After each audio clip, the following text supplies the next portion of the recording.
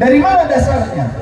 Sayyiduna Utsman radhiyallahu anhu ketika menjadi Amirul Mukminin, pernah di masa kepemimpinan beliau hampir terjadi peperangan antar negeri-negeri Islam yang ternyata di sana cara membaca Al-Qur'annya berbeda-beda. Di suatu negeri pakai satu macam qiraah, di negeri yang lain beda bacaan qiraah Qur'annya.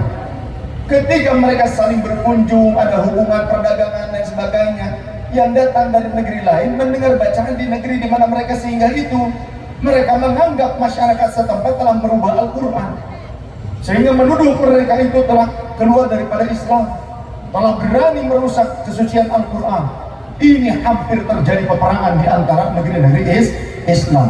Sampailah informasi itu kepada Sayyidina Utsman bin Affan.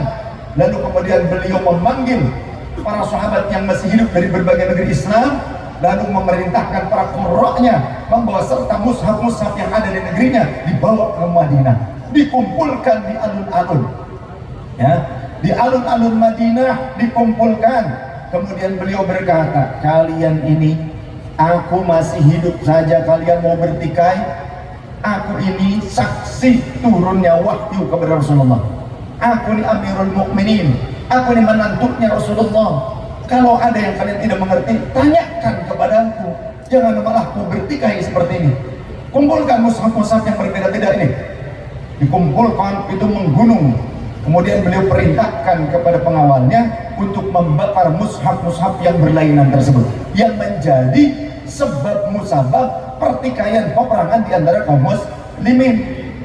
Lalu ketika sudah dibakar, beliau perintahkan sahabat untuk datang kepada salah satu ummul mukminin, Sayyidah Hafsah binti Sayyidina Umar ibn al-Khattab.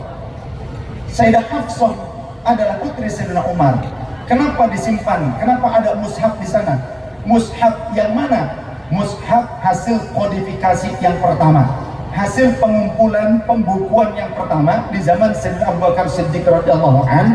Ketika Sayyidina Abu Bakar Siddiq wafat, disimpan oleh sahabat Umar. Ketika sahabat Umar wafat, disimpan oleh putrinya yang merupakan salah satu ummul mukminin, istri Rasul sallallahu alaihi wasallam, Sayyidah Hafsah radhiyallahu anha. Kata sahabat Utsman, datanglah ke ummul mukminin Sayyidah Hafsah, tolong pinjam mushaf tersebut, kemudian salinlah oleh kalian. Diperintahkan kepada sahabat Zaid bin Thabit, sahabat Ubay bin Ka'ab, sahabat Tamim ad-Dari, dan beberapa sahabat para hufaz yang lainnya untuk menyalin mushaf tersebut menjadi 6 salinan yang dikirimkan ke Kufah, ke Basrah, ke Mesir, ke Mekkah, dikirimkan. Yang satu disimpan di Madinah, disebut dengan Mushaful Imam. Kemudian masternya dikembalikan kepada Sayyidah Hafsah radhiyallahu anha. Kata beliau, ketika menulis Al-Quran, tulislah dengan satu dialek, yakni dialek Quraisy. Tapi ketika membacanya, boleh kalian membaca dengan dialek yang lainnya. Supaya apa? Supaya tidak terjadi pertikaian dan peperangan. Jadi kalau mushaf Al-Quran yang berbeda-beda saja, yang di saat itu mengakibatkan peperangan di antara kaum muslimin, jadi wajar saja kalau ada ijtihad para ulama yang kemudian dilaksanakan